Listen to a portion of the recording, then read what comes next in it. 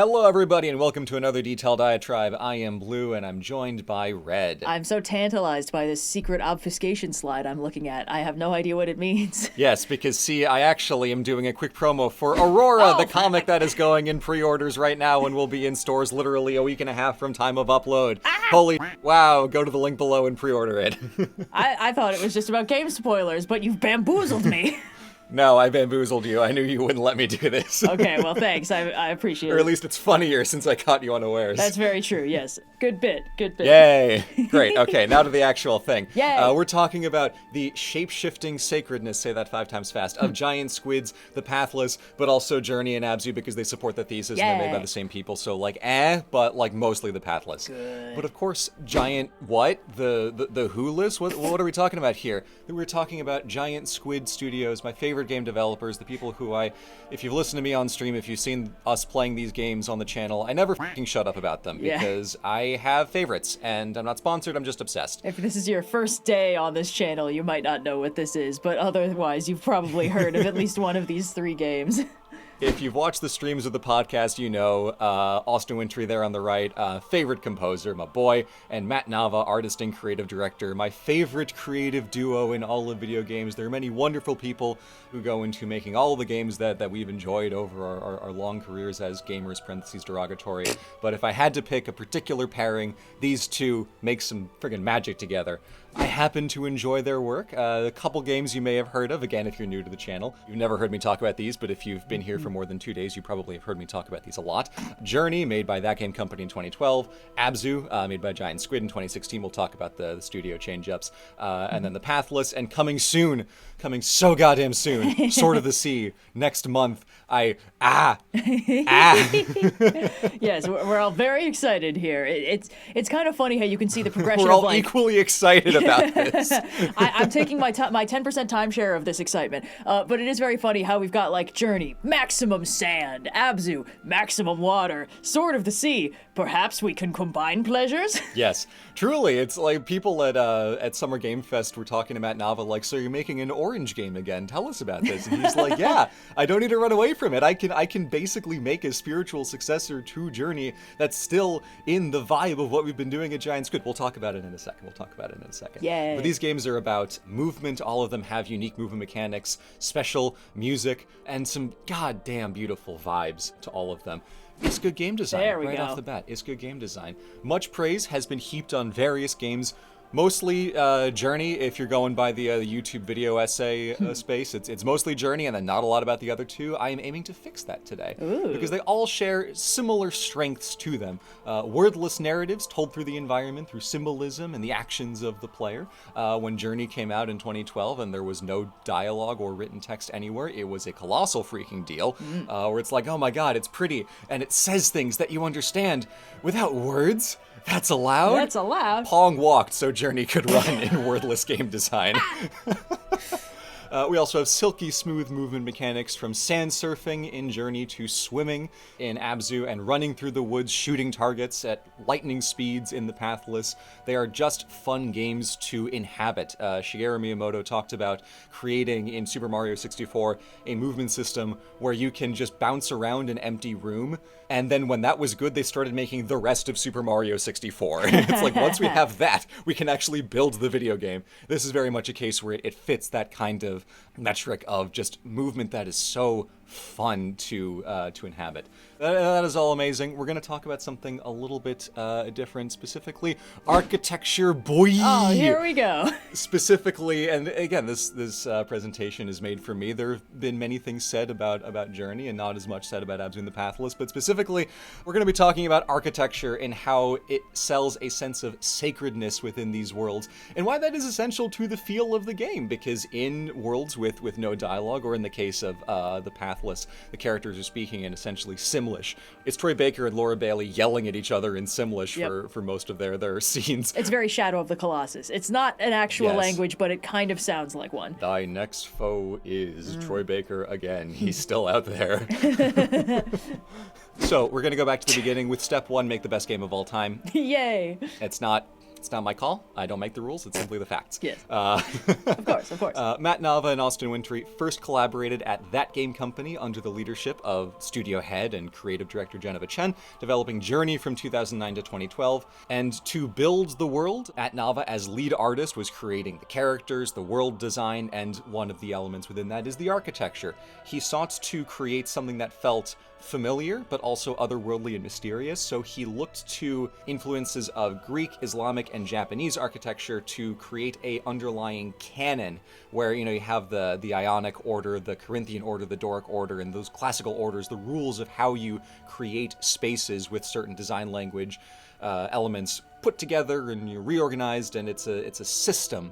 He sought to create a system rather than just being like, we're going to slap Ionic columns on everything and that's how you'll know it's cool. No. He wanted to do something a little bit more abstract so that you feel the sense of familiarity of, oh yeah, like I understand basically how these spaces work, and I understand how these elements are used materially, with a lot of stone and metal being the two kind of defining materials of the world, and then the scarves and the cloth being a lot of the more organic stuff. He wanted to create that underarching rule set, drawing from all these different elements, and also with a lot of Native American flavor in the patternings on everything.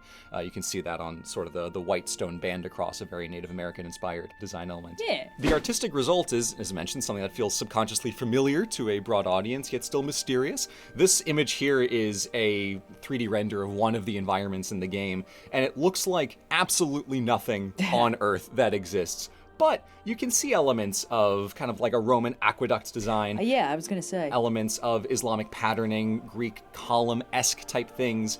Japanese architecture is not the one I know the best of those three. Right. But elements of kind of composition and space and how roof lines are handled. It is interesting that a lot of the design elements in Journey specifically do that sort of like very high up bridge on these very tall columns kind of thing. And again, not to keep harping on Shadow of the Colossus, but there's a lot of interesting architectural design language in that game too. Oh, yeah. And they also have one of those crazy high bridges over really tall stacked columns. And like that's, I think, one of those really interesting elements of fantasy design architecture, because it's a very popular thing. It shows up a lot of the, people love putting fantastical megastructures in any sort of fantasy setting that either would probably not be built or would not stay up for very long in the real world. So really the only frame of reference for that specific kind of, really tall column bridge thing is aqueducts. Yeah. And, that has a very kind of Roman vibe to it, because the Romans were the ones who mostly did the aqueducts and, left them lying around for us to find. So it is kind of interesting how just that little hint of design language automatically kind of twings something in our brain that's like, that's old and really sturdy and like improbably sturdy, like really well engineered by somebody who knew what they were fucking doing. And that's a lot of information to communicate in just a tall bridge with columns. Yeah, and to illustrate the idea of like a rule set rather than copying specific motifs, the columns on that kind of aqueduct-esque bridge are very blocky and square, whereas Roman arches are all very smooth. So it's not copying every last little detail, it's creating a sense of just like poking something in your head like, oh yeah, I think I recognize that, but it fits within this system. It's very clever. It's very clever. And we continue that as we throw ourselves into the sea, specifically Matt Nava throwing himself into the sea, where after Journey, he left That Game Company. Jennifer Chen continued at That Game Company, made Sky Children of Light, which a lot of people really, really enjoy. I played it. It's very, very pretty. It's got a lot of the beautiful aesthetic, and it's got some pretty interesting architectural design elements.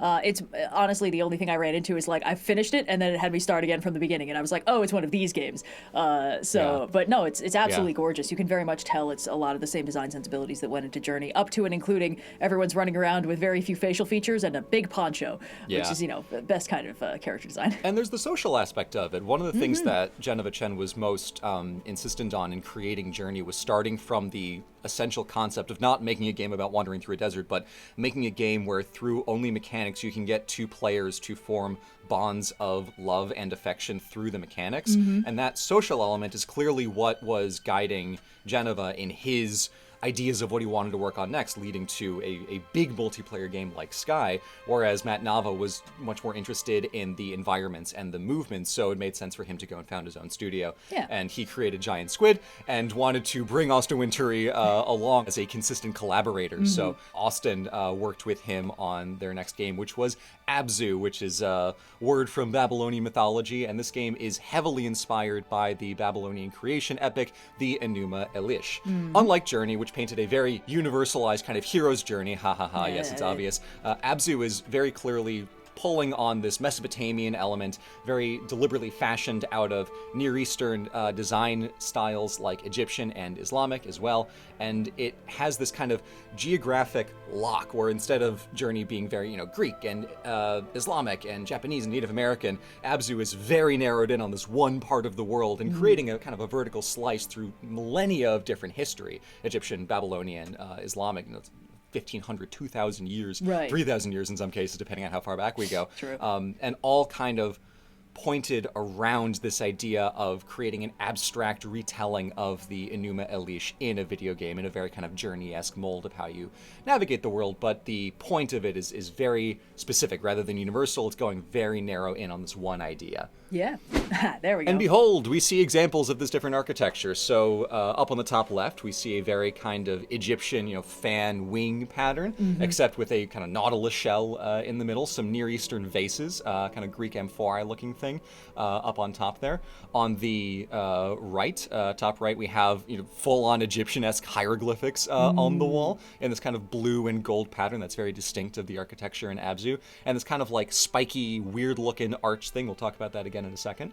Bottom right, we have this interesting like water within water. One of the things about how Abzû works is that there is regular water, and then there is the Abzû, the magic water, the super more dense than water that is underneath everything. So even though this character is swimming, the diver is clearly very underwater right now. There is this secret magic, glowier other stuff that's a big part of the game. We're not going to get into the specifics of the lore too much, but there's a very distinct kind of architectural palette that's going on here. All these things that we're looking at are very different, but they fit within one, largely the color palette of these blues and golds. In the bottom left example, it's more of a kind of yellowy gold forward environment. It's kind of orangish gold with little blue highlights. The vocab word I want you to take away from this is mukarnas. I don't know how to pronounce it in Arabic. Maybe there's a little more of a rap on the R there, but it is the kind of stalactite, scallop shell almost looking arches that can kind of propagate into infinity, very common in Near Eastern, especially Persian architecture in the medieval period. Islamic Persian architecture goes nuts with this stuff. And there is this, on the left, these two screenshots from kind of the spirit world that you go to interstitially between various sections of the game. You see all the glowy magic fish and stuff. And this big, it's a dome, but it's more than that. It's a dome with like a million surfaces inside of it. Ooh, a fractal dome. Is the hallmark architecture of the sort of mystical, magical, beyond magic spirit world. And then we see some examples of that on the right, where it's kind of built into the physical world, reflecting this kind of spirit world environment. So it is like the one thing, if you take away nothing else from what Abzû is doing, it's the mukarnas ceiling. Yeah. I'm wondering if the blue and gold is because of the Ishtar Gate. Oh, I didn't even think of that. Yeah, that's probably exactly what it's doing. Yeah. The lapis lazuli and the, yeah. Cool. Yeah. I'm contributing. Yeah, huge.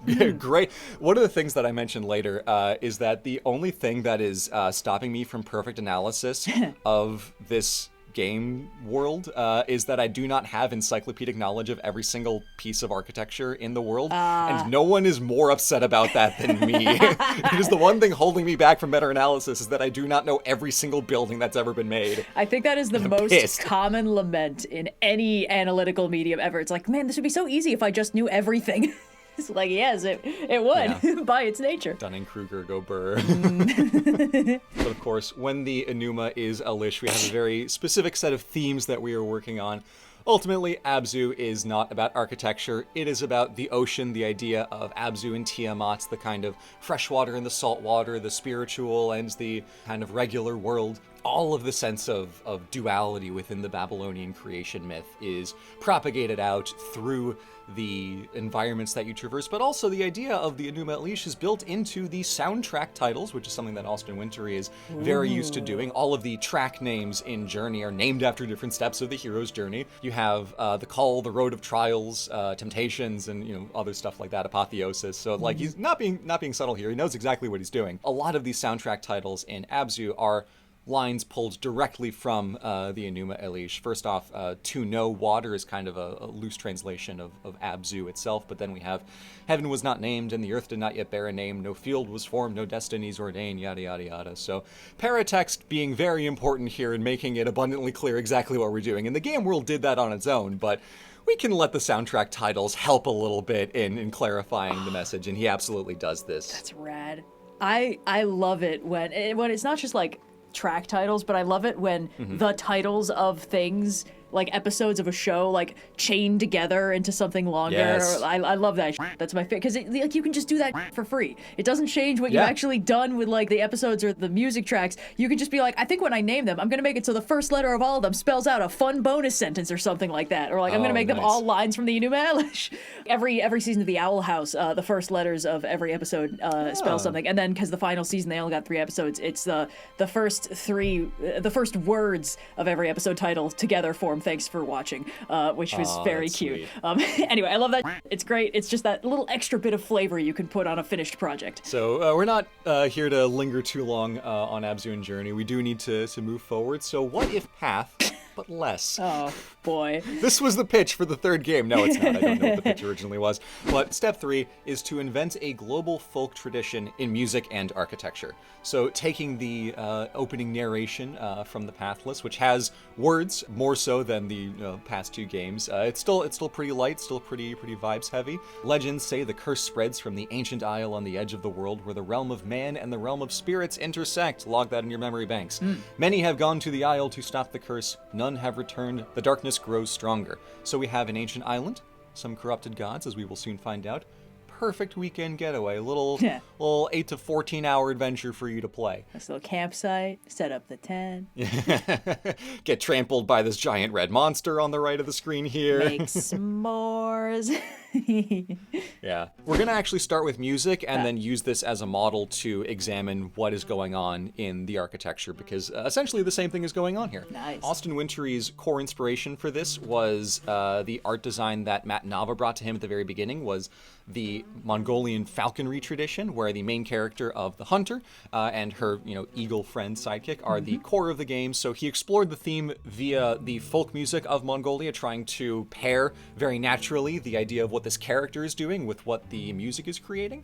Abzû's music was very much harps and reed instruments and this kind of underwater ethereal choral stuff, and the texture of this score is very distinct. You've been hearing the Abzû music up until this point, and now we're going to start incorporating in the soundtrack for this video some of the Pathless's music. And beyond some of the Mongolian instruments that he started with a basis in the Morin Kur, aka horsehair fiddle, and a Tuvan stringed instrument called the igil, he started looking at Swedish instruments like the nyckelharpa, which was one that he was just kind of randomly, hearing one day, and he's like, oh, I think I can fit this in. So he started playing with like African percussion and Appalachian fiddle and pulling in a lot of different elements from all around the world in the instrumentation to create what he calls a global jam band, a comprehensive folk music tradition that arose from nowhere in particular and feels like a little bit of everywhere. So beyond being like, oh, and we're going to have like this instrument to gesture at this sound in this culture, he wanted to kind of fuse it together so it feels like one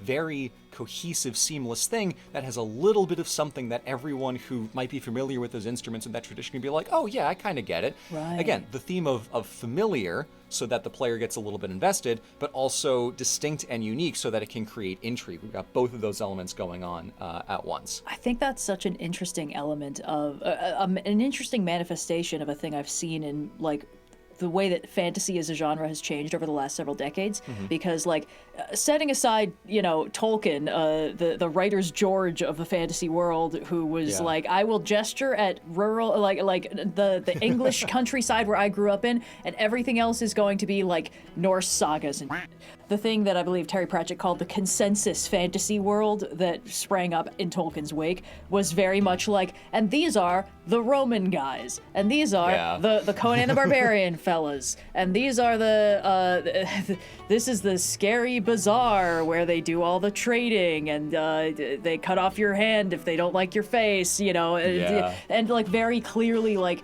taking a stereotype of a real historical culture, filing off like one of the serial numbers and then being like, here is my version, and then just, adding it to the slop pile. And of course, there are so many, there are almost jokes about the narrative or even musical shorthand of here's where we're going to this area, time to put the yellow filter over the camera and bust out the sort of minor key progression on the strings. It's yeah, I get it. Bring in the flugelhorn, and it's just so the fact that Austin takes these world instruments that have a very distinctive sound and then sort of is and let's put them next to each other and create something that does not sound in our minds like any specific place on Earth. It's not even we're gonna gesture at this thing about. It's we're gonna make something new, and you're gonna feel like it's kind of familiar, but you won't be able to place it, and that's important. Yeah. Because it's sort of, separating this element of, fantasy coding from the way that it was previously used as truly a shortcut to avoid having to do world building. Yeah, it solves the Planet of Hats problem. Yeah, the planet of didgeridoos and all that shit. No, we're not doing that. Have you seen that? I've seen it on YouTube Shorts and Instagram Reels where it's American character goes to Middle Eastern country, and it's people looping in and doubling. It's the one camel eating reeds, and it's just a guy snacking on some food. Yeah, it's random lady singing some. It's so funny. Black best friend. It's so hot. I love that. Yes. We all know the tropes. We can all recite them by heart. So I really respect that Austin Wintory saw that and was what if I did something way more interesting and way harder. Exactly. So now imagine all of that, but with architecture. So it's the same core process that Matt Nava followed in Journey and Abzû, which is creating a kind of harmonious synthesis of a lot of different traditions. But instead of where Journey was Greek and Islamic and Japanese and a little bit of Native American, so 3 distinct data points, very far away, but only a few distinct data points. Abzû being Mesopotamian and Egyptian and Islamic, again a few distinct data points, but very closely looped in by geography. The Pathless is seeking to do something that's basically both of those and then more, which is a global canon of architecture spanning, as far as I can tell, the entire fucking planet woven into a single unified tradition. Yeah, boy. So Exhibit A, just to take one random screenshot of the hundreds that I took in the process of playing this game for my research again, we've got statues sporting very Egyptian poses, that hieratic, very rigid, upright, hands by the sides. Shoulders back, 1 foot in front of the other. Yep, 1 foot in front of the other, exactly. Very clearly Egyptian coded. Next to Roman arches on Greek-looking Doric columns. There is an alchemy of influences from different cultures. So this is the most baseline of baseline, that there are things from different places next to each other. We're going to get a lot more complicated in a second and see how the intricacies build. This is expansive. Oh, boy. To look at some of these examples here, we have a Roman aqueduct in the top left. In the top middle, there is Angkor Wat from Cambodia, but cut in half. This very kind of stepped, egg-shaped building, but a very geometric kind of stepping pattern. A Greek theater in the top right, and some of the lore that you find here is this guy basically being anxious to go on stage in a little voice note memo from before he died. So it is clearly a theater used as a theater, which is cool. Right. We have straight up torii gates used the way that they would be in leading up in sequence to a place, in this case literally on a mountain. A Sumerian ziggurat in the bottom, and then an Aksumite stela on an obelisk, which is literally called a light obelisk. So we're combining some influences there. And let's follow up on that. Looking at the real-life inspiration of Ethiopian Aksumite stela, you see this design motif of, tall, narrow thing and kind of pinching at the top in the circular band everywhere in the game, serving multiple different purposes. We have the lore markers that all of the text is written on in the game that you find just kind of built into the world, coded with some Egyptian hieroglyphs on them, so we're combining a few influences together. We have the places where you get little light stones. It's a game mechanic thingy. You put them at the end of each kind of plateau that you do, but also in the towers themselves, there are little places where you kind of deposit some light stones, and then you play the game, you beat the monsters, whatever. And the light obelisks themselves are shaped like these things that we saw also, and you can see kind of the background of this slide. You see the lightstone obelisks. Oh, also little lore markers down at the bottom there from the opening area. It kind of shows you all the different places you're going to be exploring. Real world objects, modified, adapted, doing different things with them visually and recontextualized, but there's still this anchor element of if you know what this is, if you're from Ethiopia or familiar with the culture, you're like, oh, I get that. I know know what they're doing with that. I recognize it immediately. And it's new and novel. It's not just serving one purpose. It's not one node. This is probably the best example I can point to, but a lot of what is going on in this game is doing things like this. If we went through this, we would be here for 5 entire hours. I will not do that. Trust me on this. Play it yourself. You will understand. Yeah. So what does this build to? As we see some very Egyptian-coded hieroglyph paintings on the wall, also with a little bit of a sort of Mesoamerican flair in how some of these shapes are done. Egyptian art is usually very solid and blocky. No, this is actually for sure Mesoamerican. So the sort of like facing the camera, but also looking in profile. Like the way that Egyptian figures were posed was extremely specific. And like if you look at it, you're like, why does it look like that? Why is it weird? Why is everyone's fingers and toes so distinct? And it's like the whole figure had to be included in the figure, which is why you can always see all 5 fingers on both hands, all 5 toes on every foot. It's why the eye looks like you're seeing it from the front, even when you're seeing it from the side. You need to see the whole thing. So it's very sort of like representational, which is why the sort of more like organic poses of like the Greek statuary, when that sort of synergized with Egyptian art, it produced such weird effects where like the statues suddenly look so much more like true to life, but they're still posed in a very solid, distinctive way. But this, like, there's a fluidity to it. That there's a specific, like, I don't know the vocabulary for it. Me neither. That's what kills me. Yeah, but there's a very organic fluidity to a lot of this, because this seems like it's building on like a lot of like Mayan writing, Mayan art, that kind of thing. There's no sharp corners. Everything is sort of rounded. Everything is sort of like extra outlined, and you can really see that, especially in like the things, I can't quite make them out because it's dark, but like the things at the sort of top of this frieze that have that sort Clouds, of like, I guess. Yeah, they look like clouds. They look like flames. They've got this like organic fluidity to them, and that's not something you get so much in the sort of Egyptian side profile style that this would otherwise be mirroring. But that for sure is reading Mesoamerican to me. So hell yeah. Another example of combining things and recontextualizing them together. Mesoamerican art, combine it with Egyptian, and it feels absolutely seamless, and people with either basis in, I recognize there's some Egyptian stuff there, or I recognize there's some Mesoamerican stuff there, both of them can come at it and recognize, I see what they're doing. But what does this build to? So far, The Pathless is quoting real-world architecture from literal dozens of cultures, if not like over 100. And the limiting factor, again, is that I do not possess encyclopedic knowledge of every single piece of world architecture, and it fucking kills me. And then also, we're remixing and combining motifs in new configurations, new applications. But what's the ethos? What determines which elements are chosen and how they're used? What are we combining and why are we combining them? What key idea unifies this into an architectural canon? That idea is sacredness. As we see the literal pantheon here in this roof, which is the first boss arena that you have. Sacredness being, in 2 sentences here, a world apart from the world or a space in the presence of a deity. There's different ways to define it. Some people create a dichotomy between the sacred and the profane. We can work on that definition, or we can do something else, but I like to define it as it is something set aside, it is something more, it is something created with a particular purpose that has no practical utility in the way that we might normally think, but is nonetheless essential. I gotta say, this is a really interesting perspective, because I've mentioned I was not raised in any way religious, so I kind of tend to approach all this from the outside. But my family is Jewish, and we've done, we did Passover Seders and stuff like that. And the idea that like you signal sacredness in a space by leaving space empty for the presence of the deity. The idea that sacredness is represented by an absence is really interesting, because it's like, you leave an empty seat. You leave an empty seat for Elijah. You open the door so he can come in, and then you close it again. But nothing physically is there, but you leave the space for it regardless, because that is how you signify like this is important.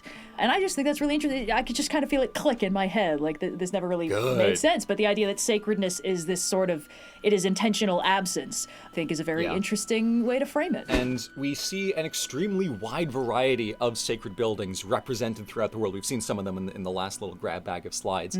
And it's, I think, what separates this from being a Planet of Hats, we're going to have a little bit of everything, we'll just throw it together, and we'll hope that it makes sense. It's the unifying thread through almost all of what we see here in this game. So for some examples, we have what reads to me like a North African minaret. I feel like I could see something like this in Morocco. Japanese pagoda, tons of those throughout the world. Yeah. A church in the layout of a Greek cross. Also, literal fucking Hagia Sophia, which is a library in this world. And a lot of these things are repurposed. So this kind of Ottoman mosque-looking thing with the minarets in the bottom right is a textile factory in this game world, which is so Turkish. It could not be more Turkish-coded. So all of these things are repurposed in various ways within the lore of the world. They're not, what they all say on the tin, but the influences are clear. If you see a dome like this with those little arched windows supporting it, that is Hagia Sophia. There is nothing else that could possibly be. You see the influence and you know what they're doing when they put that in there. And also at the bottom, there is a Mycenaean Tholos tomb, which is one of the earliest forms of burial that we have in the central Mediterranean, not including, the pyramids, obviously. Well, yeah. But early Greek architecture that we have left over from Mycenae is this kind of beehive shape. It's a dome, but it's a little pointy, and that is one of the environments that we have. Later in the game, we'll get back to it in a little bit. And then also, this one challenges me, so I want to get your take on this, Red. We have in the first island, the literal Tower of Babel is kind of what I'm getting from this one. What I think they might be doing, and this is pure conjecture, I don't have any way to confirm this short of getting a written statement from Matt Nava. Right, yeah. One of the things that they like to do musically and through gameplay in both Abzû and Journey is to have a little bit of a palate cleanser that signifies you were doing something else, now you're in the game. In Journey, the second track on the soundtrack, The Call, has this big kind of like staticky moment where it's kind of building up to Right. and it just resolves and it becomes clean and clear as the character enters the scene for the first time. It's this big kind of confluence of things, and then it just descends to silence and you're in the game now. Abzû does something very similar where the very beginning of the game, the camera descends into the water and goes and goes and goes so far down, and then music gets all swelling and it's a mix and a mess, and then it just kind of Right. and it settles, and then the character enters the scene. This game is clearly not doing that. You start on the boat with your character, the hunter, as you arrive at the sacred island.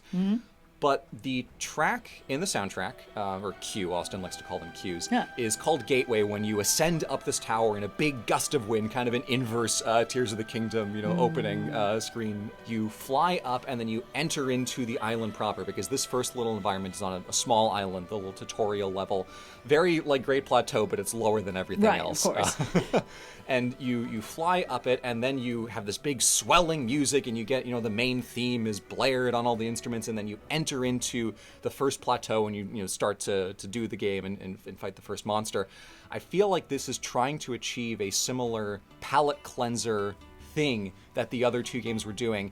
But I think the reason they choose the Tower of Babel is because the point of it, in lore, in the original lore, is that it was all the cultures come together and then all of the languages. So I feel like it's this reverse funnel where no matter where you are from, what cultural basis you have, you fly up through the tower, and then you get shot out into this world of a million different influences and a million different cultures. Yeah. I have no way to prove this, but this is what I think they're doing. That would also be how I read this, especially because the intentional invocation of a lot of real-world architecture feels a lot more like almost overt in Pathless than it was than the influences were in Journey and Abzû, because of course in Abzû it's very specific, it's very much tied in with the theme, and with Journey it's almost intentionally as distinct from real Earth architecture as possible. Like, it seems like a vested interest was put into making sure that you could not look at any piece of architecture and be like, I know exactly where that's from. And the opposite seems to be true in Pathless, where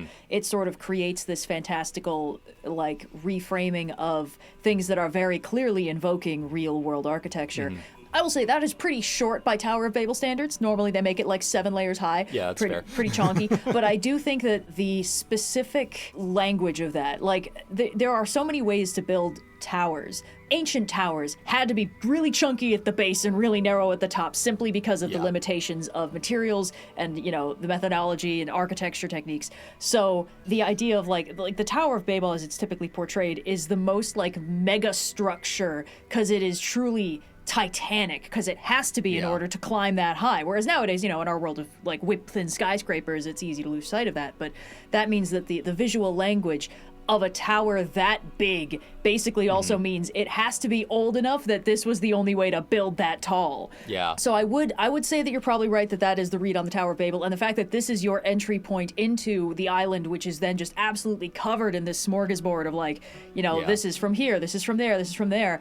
With so many different influences, it's hard to make them feel like they all fit architecturally, and Austin was doing that musically, trying to get everything to kind of consolidate. With this one, it is a little harder. I think the way that they are able to achieve that is by having very similar color palettes for everything on each of the plateaus. So on the left, you see brown and green is the defining color combo for the realm of Chernos, the deer god, the stag. In the far right, you have the white and red, which is Sorrow's domain. And in the third area, which is Nimue, the serpent, it's kind of a little bit of a blue and gold, a little Abzû-ish. And in some of the other areas, it's like the Tower of Babel doesn't really have a defining color palette. It's just kind of stone. Right. But they also have very similar textures. The brickwork is basically the same in all of them. A lot of the texture work on the like mosaics and ceramic inlays on all of these buildings are very similar. It's a little trickier to make it feel like it fits, but they're all kind of built out of the same bricks, even though the shapes they are made in are very unique and distinct and are able to sell that diversity. The materials unify them in a way that makes them feel like they all fit in the same world. The details also on the person level, the human scale, also reflect a global tradition. So we've got some Chinese knotwork on a lot of elements, mostly the chests, Chinese bells for some of the puzzles, Japanese stone lanterns are what give you your little light crystals that help you get more flaps for your eagle. I had to look this up. The little streamers and ropes and paper tags in Japanese Shinto are called Shimenawa and Shide, I think. I hope I got it right. But also we have Native American textile patterns. Matt Nava adores them, and they show up in all the games.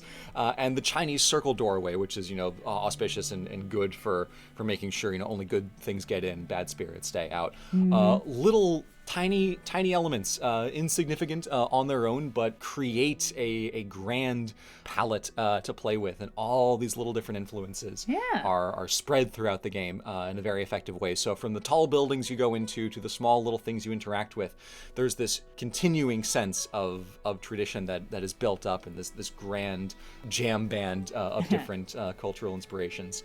And the toolkit is so robust that you can create things that feel sacred from scratch. So these 4 buildings here, to my knowledge, have no real-world parallel, but they fit within the design language that the game has created, and they feel pretty sacred just by looking at them. You have this kind of pagoda-like tower on the left with these kind of snake statues on them on the edge of a cliff. You have this big observatory with these arches and Chinese circle portals that wouldn't necessarily be found together. The arches on the top layer read a little more Roman, but it's all this kind of circle design stuff that just fits. And again, like with Egyptian, eagle-looking statues over there, no way. But within this world, it feels like it fits. And this is probably what everyone feels like when they play the game of like, this seems like it fits, but I'm not going to analyze it too closely. And you get wackos like me who are like, wait a minute, they're doing a Mesopotamian thing very specifically with the... So, point being that they can use a very robust toolkit that they have created to make all these environments and fill out things when they aren't directly quoting something, when they're remixing it, and it still feels like it fits because they're building on a very strong basis that they have created for themselves with all of this different design language and large and small and textures and shapes. But what does that all do for the player? We have this grand architectural palette. It is pretty, it is cohesive, it is clever, it is good game design, but in a nearly wordless game, except for the Simlish and the little lore markers you can find, the player needs every scrap of tone, texture, and vibe that the developers can fit onto the disc. And there is one last element in all of this, spread across the entire game, which I feel like ties the sacredness of this room, or the isle at scale, together into one thing that really encapsulates it better than any of the buildings themselves, and that is statues. Yes. So, we have statues filling the sacred isle literally everywhere you go, and there are 4 key types. First of all, notice that this is a Roman triumphal arch leading into the domain of Sorrow, the lizard. And in it, you can see these Egyptian-looking statues, but also this big thingy on the left with a hole cut out of it, and some more like weird statues with holes cut into them as we look to the rest of the plateau. There are 4 different types of statues. We have the hieratic statue, very Egyptian coded, the Buddha style statue, kind of sitting with arms posed, nice, shoulders back. The Herm style statue, which is just a block with a head on it, and a kind of Sphinx style statue. That's probably the most realistic interpretation of these animals. From Egypt, Asia, Greece, and the Near East, all of these different types of statues are unified with one single, elegant little piece of design language. If there is a hole in its chest, that is a god. You can put whatever animal head you want, whether it's the lizard, the deer, the eagle, the snake, or the bear. We haven't gotten to Kumo yet. He's a bastard. I am convinced that they make the AI more aggressive on Kumo in the 4th level because he fucking tails your ass. Terrifying. Fucking bear, I swear to God. Amazing. But it's a very elegant piece of design language that allows the player to recognize, oh, that's one of the deities, and unifies all 4 of these statue types so you can have people with various different cultural backgrounds that'll be like, oh yeah, I recognize those Egyptian-looking statues, or if you're an idiot like me who loves Greece, it's like, oh yeah, no, that's a Herm. Obviously, I know exactly what they're doing with that. And it creates a palette similar to what we've seen with all the other buildings that lets them have a lot of variety while still being unified in sacredness. All of these statues are from a religious context, a sacred context, and it creates a broad palette that is still very specific and evoking one particular feeling. Yeah. So every player has a touch point, and everyone has buy-in. No matter where they're from, what their cultural background may be, every player can recognize at least one element of sacred architecture, or the ornamentation, or the statuary. Everybody has that little bit of a hook for them that's like, oh, I know what they're doing, even if it's subconscious. Every bit matters. The familiarity creates investment, and the novelty creates intrigue, so you get the best of both. There's enough that people are like, oh yeah, no, I know what they're doing. I understand subconsciously what I'm supposed to be feeling here, but it's still unique and distinct and new that they don't, have it solved immediately. You can see Egyptian statues, but they're on the side of a mountain half buried, and it's like, oh, yeah, the Egyptians never did that. I kind of get what they're going for, but it's still weird and freaky and new. I do want to also shout out, beyond just the architecture, there's a lot that they do with the art design and the aesthetic that also communicates sacredness, even to people for whom it's more of an abstract concept. Just from like 2 things. One, there have been a few of these building interiors you've shown that very intentionally have sunbeams streaming through a big aperture in the top. Yeah. Standing illuminated in a sunbeam is visual shorthand for sacred. So that's big. And also, truly just the scale we're operating on. And obviously a lot of that is, again, because there's a lot of the Shadow of the Colossus DNA in this game, up to and including the scale of the things that you have to deal with and fight. Yeah. But there is an element of sacredness that is scale. And that's not universal. That's not like global sacred language. A lot of the most sacred places in a lot of cultures are the hearth, which is specifically small and homey. Yeah. But there are so many structures where it's like we need to capture the vastness of this. Oh, damn it. I can't remember his name. We were talking about this architect who did speculative design. Oh my God. Yeah, your boy. Hold on. Wait, my boy. Your boy. Boulet. Etienne Louis Boulet. Right. I freaking love this man. Yeah. He designs the most ginormous things imaginable. He was designing in the 1700s that looked like they were built for the end of the world. And he was big on the idea that, like, if we have the technology and the footprint to make a truly colossal structure, we should do that and use it to house our places of worship. So he, and like all of his things incorporated like spheres, the most perfect shape, that kind of thing. And like, what if we made like a Roman, like, temple, but we scaled it up by a factor of 100. And so like the idea of like sacred, so sick. The more big is, the more sacred can fit in it is like a very classical concept.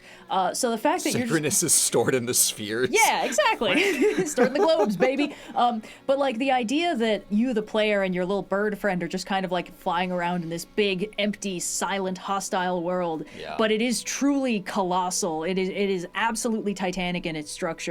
The idea that like sacredness is the empty space where the divine is, the fact that this island, despite all the buildings, is, entirely devoid of life, beside from you and the giant boss fights that try to kill your ass. Yeah. It is kind of like it's just you and this pressing awareness that you aren't alone. And that is an element of sacred architecture that the game just kind of manages to invoke by surrounding you by these like silent images of the very things that are about to try and kill your ass. But yeah, just like the light ray effects, the sense of scale, and the way that the player interacts with them, it does a very good job of sort of incorporating that feeling of like maybe you are in like a giant one big church to something or another, and that is good game design. Yes, it is. One of the things that Austin Wintory has talked about with creating the score for this game is that all of the music that he spent so much effort painstakingly crafting, once you defeat the boss on that particular plateau, the music goes away. The sun comes out, and all you have left are nature sounds, birds, little chirps and stuff like that. So if you go exploring these spaces when you are not, pressured by sorrow coming to kick down your house and beat your ass, or Kumo, that absolute bastard of a bear. Matt Nava, I swear to God, I know you programmed him to be way more aggressive than all of the other guys, because the way that the boss monsters work is there are these orbs that basically chase you around the map so you can see them at a distance. They're very easy to see coming, and they can just kind of randomly teleport if they sense you get too far, so it can keep the pressure on you. Kumo teleports so much, so fast, and he teleports to be right on your ass. He's so aggressive. He's right behind me, so isn't he? aggressive. Oh, that's really funny. I mean, that's appropriate for a bear. I know you did it, Matt. I know you did it.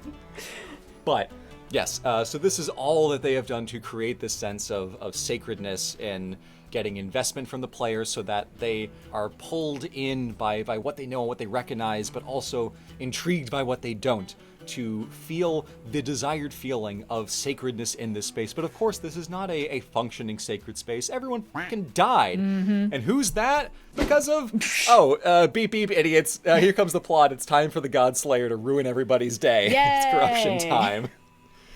The premise of the Godslayer is, what if Taoism was all f***ed up and evil? Ooh. Introducing the Pathfinder. Never mind, he changed his name. He is the Godslayer. He took mind-altering substances exactly once, discovered something he calls the one true path, and is now committing serial deicide. Oh, boy. He's bad news. Oh, man. His vibe is a little different from everything that we've seen so far on the Sacred Isle, where his architecture deviates, because of course he started off as one of these people and then became something else, something different, something more f***ed up and evil. Where his architecture style deviates, his unique defining aesthetic that sets him apart from everyone else is a vibe of European medieval Gothic architecture. So here down in the corner you can see up on the mountain tundra, the frozen area where Kumo hangs out ready to kick your ass. Right, yeah. There is a full-on European Gothic castle chilling on the top of a mountain. This was his fortress. This is a very distinct piece of could only be the Godslayer architecture. And as we see the rest of what he does, this Gothic vibe is not just, one particular architecture style among many. It's creating a different point, which is an architecture of power. A castle conveys power. These ramparts, very Gothic, pointy, Godslayer-esque, sells a sense of military power. There's this tower that leads to the mountain tundra up at the top that has this very harsh buttressing going on, and this pointy construction that all sells this sense of Gothic, sharp, pointy, aggressive. And interestingly, down in the bottom left corner there is a European-style Gothic church basilica that is, as far as I can tell, completely unparalleled in anything else. There are no classic medieval European churches because that architecture is reserved for the Gothic palette and then thus belongs to the Godslayer. This one has banners of the Godslayer all around it. You can actually maybe see in the very bottom of the screen cap some little images of kind of him in Egyptian hieratic pose standing to the side. Right. It's got this nave, these aisles, these buttresses on the side, and it doesn't have a roof, so we can't get the full sense of what's going on. But the only place you see a medieval European church is within that umbrella of Gothic architecture, and then it is coded to the Godslayer, the Pathfinder. And he also has this big-ass sword, so his statues are different from all the other ones we've seen. He obviously doesn't have a hole in his chest because he's not a god. Right. He kills them. Troy Baker's about to commit federal crimes with that sword. His defining piece of kit is his sword and his helmet, his mask, which kind of creates a cross between a samurai and a knight. And it sells the sense of this invasiveness of the Godslayer's presence. Even if you don't know all of the details of what they're doing in the architecture, his stuff feels different enough. You're going to be like, oh yeah, that's a castle. I haven't seen any castles here. Yeah, that's interesting. That's different. And it subconsciously will let you know that there is something different going on here, even if you're not an architecture idiot like me. And his vibe is codified on his person by his pointy helmet, his overcompensating sword. I have a question. I was gonna say, is that a hole I see in the sword? Actually, this is another example of an axomite stela shape, that little curve thingy going on. You can actually also see it in the hilt of the sword as well. It's not a hole in quite the same way. I think they just kind of cut it out to make it look cool, but it's channeling that axomite shape that we've seen earlier. Cool. I've connected the dots, but turns out I didn't connect. Connected the dots. Yeah. Question is, wait a minute, where did he get that sword anyway? And eventually, on the mountain tundra, you find the Shrine of the Sun Sword, where he got it from and then went to go kill a bunch of people with it. Mm-hmm. And wait a minute, that ceiling is familiar. That's interesting. Where did that come from? And then you think about it for a second, and you're like, wait a minute, a lot of this is familiar. That's a shark head at the bottom of one of those statues. Those faces are very distinct and different from all of the other pottery that we've seen so far in the Pathless. The place where the spirit mask is also has this weird, kind of spiky stalactite-looking ceiling. In this little cave here at the bottom screen cap, there's kind of like an arch that's made of this stalactite-like ceiling. Mm-hmm. And also, on the first area, the forest plateau, there's this big door with 8 secret collectible slots for you to find that leads to something. And the god statue has its head whacked off, so you can't exactly tell what it is, but maybe if you connect the dots, you can figure out what might be lying there if you imagine that shark head. And fast forward to the end of the game, we get to the beehive-shaped Tholos tomb here, and then we got some statues there. When we're up on the floating isle, on top of everything, when we're going to go fight the Godslayer, we have, at this point, lost our bow. The Godslayer has turned our eagle into a giant double-headed monstrosity that's going to kick our ass. And we go to pray at this little shrine with all these statues underneath this very circular, smooth, Tholos-shaped tomb. And then plot twist, we go into the spirit world from Abzû. Yeah! Woo! Surprise. I will say, I gotta give them props in the Abzû design, because obviously the architecture of this it's that like sort of scalloped arches fractal thing you mentioned. Also looks a lot like jellyfish, and that is for sure why they did that. It just looks like a big pile of jellyfish. So that's a really good way to combine a real architectural design language with like also underwater. So that's cool as hell. So we've seen little Easter eggs before. Oh, maybe it's just kind of a reference. There is, in one of the tracks in the kind of ambient music that you can get, they will play on the instrumentation for the Pathless the little melody for Abzû's main motif, and it's like, oh, it's just a little memory on the wind. It's not, evoking it particularly strongly. It's just there for you to subconsciously catch it. Oh, maybe it's a cute reference. No, these games are in the same world, and we're going to show exactly how deep the rabbit hole goes. So we get to the end of the game, and if you know what happens in Abzû, if you've played it, you know how that world works, you're like, oh my god, I lost my fucking mind when this happened. But even if you haven't played Abzû yet and you're just playing the Pathless, you get the sense from what is here that like, oh, this is the spirit world. This is big. This is different from everything else I've seen.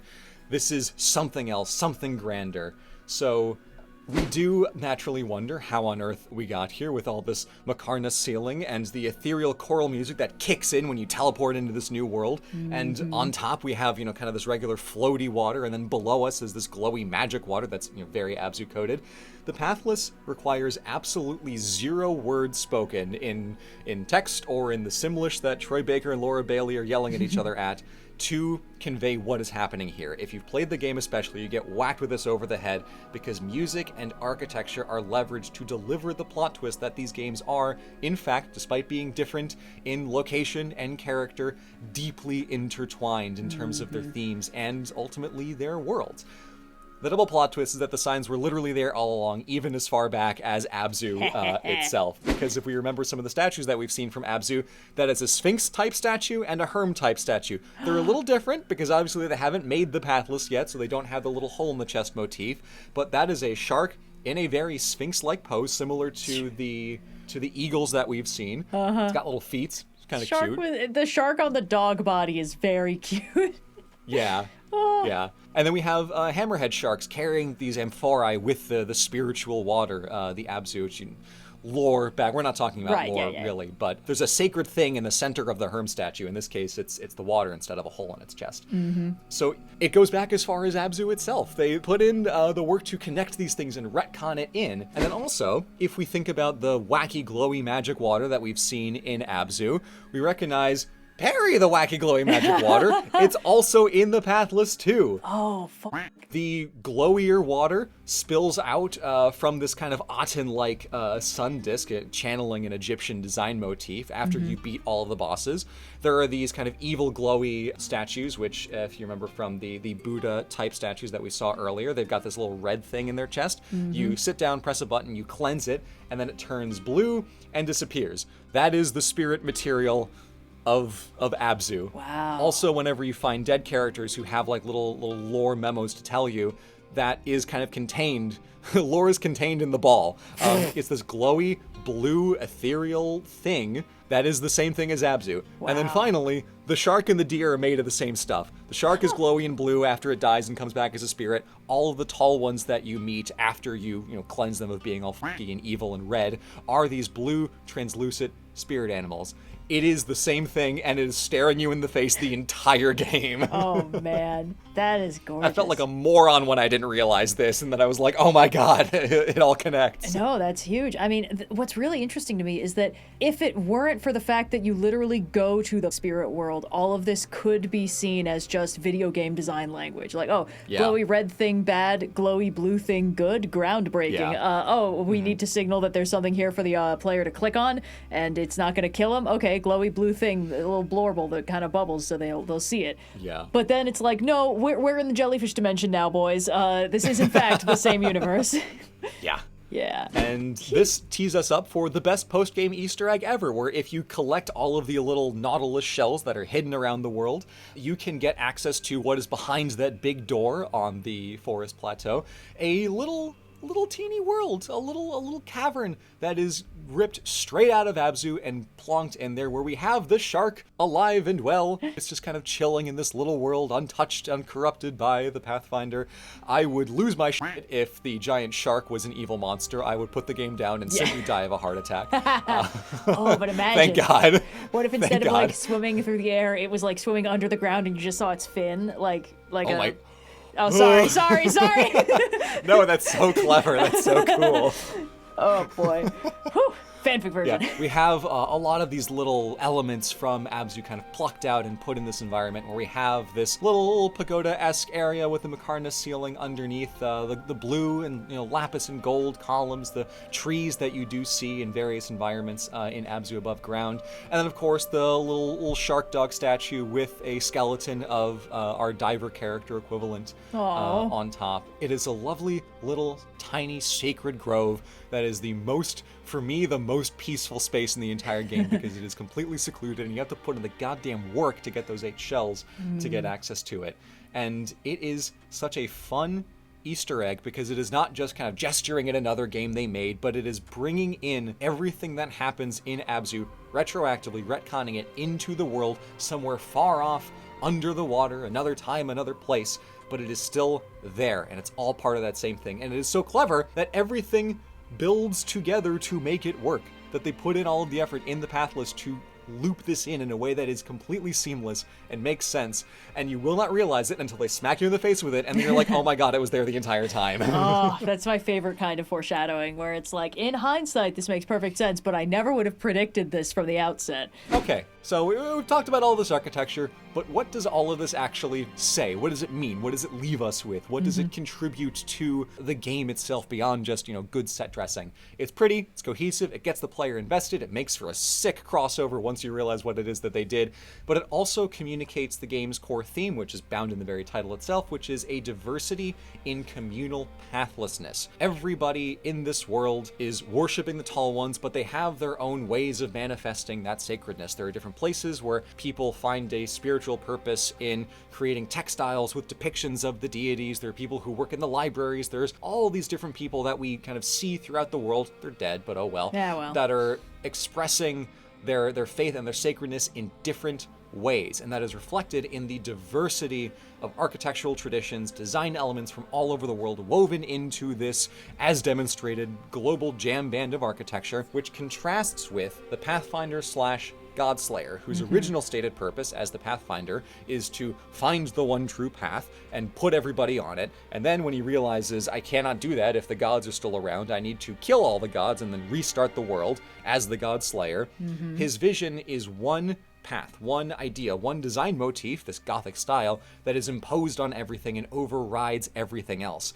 So you have this very clean delineation in the themes reflected down in the world of the conflict between a diverse ideology of multitudinous sacredness versus a puritanical obsession with one singular vision that overrides everything else and subsumes everyone into this one key idea. The entire theme of the game is written into the world itself. So I conclude by saying the world does not merely contain the story, it feels alive because the world is the story. Everything the game is saying could be communicated wordlessly just through the world, and that's why it is so strong.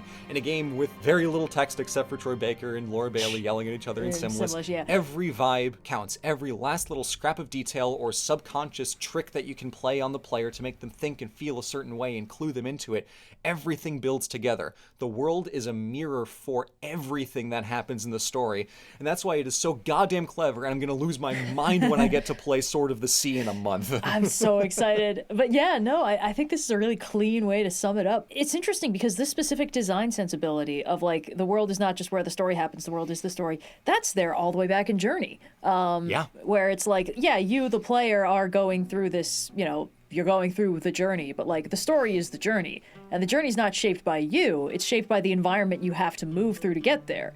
And this is, it's a really interesting way to play on the hero's journey because, for all its faults as a narrative structure, I mean, the biggest fault is that people try to over-apply it. But it is one tool among many. Yes, but the hero's journey is specifically about like the transformation of a character and like how they start off, inexperienced, naive, sheltered, and then by the end of it, they're a little battle hardened, they've learned their place in the world, they've become braver and stronger. And like that doesn't really mechanically manifest at any point in Journey. Like, if anything, you kind of just get your ass beat right up before the finale, and then in Apotheosis you get the infinite flight scarf and everything's fine. But then you can just play it again, and like, yeah, you have come back, older, wiser, you've got a fancy new poncho now, but like the character, it doesn't speak. It is hardly a character. It is far more a vessel for the player. So it feels more like you are the one experiencing the journey. But in that context, the only relevant thing the game is providing you is the environment. The world is the story. It's how you move through it that makes it a game.